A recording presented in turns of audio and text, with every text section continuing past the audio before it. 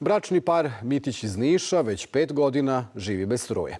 Njima je struja isključena zbog duga, a sada ne mogu da dokažu vlasništvo nad stanom da bi se opet priključili na mrežu.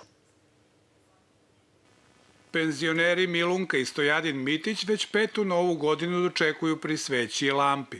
Struja im je isključena 2018. zbog duga koji su uz pomoć kredita odmah izmirili. A eto kako se živi. Sa sveće, sa bateriju, sa suvu hranu, neokupani, neoprani. Da se pere na ruke, da se greje voda, da se kupamo tako. Je to normalno sad u ovom? A zajedno smo radili na železnicu. I stekli smo kao taj stan. Taj stan su otkupili i otplaćivali 13 godina, ali sada moraju da dokažu vlasništvo. Niška distribucija upoznata je sa slučajem.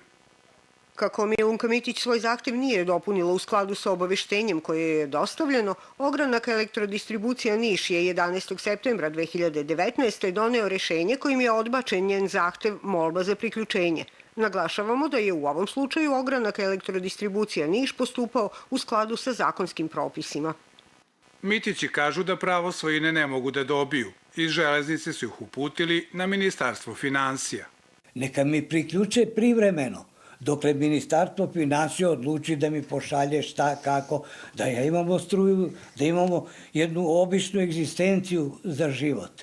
Nemam pamet više da ja razmišljam. Ja mislim da više nikada neću da dobijem struju. Milunka boluje od astme i najveći problem je da uključi inhalator. Stvari im pere ćerka, telefone pune u komšiluku, a u novoj godini želja im je samo jedna.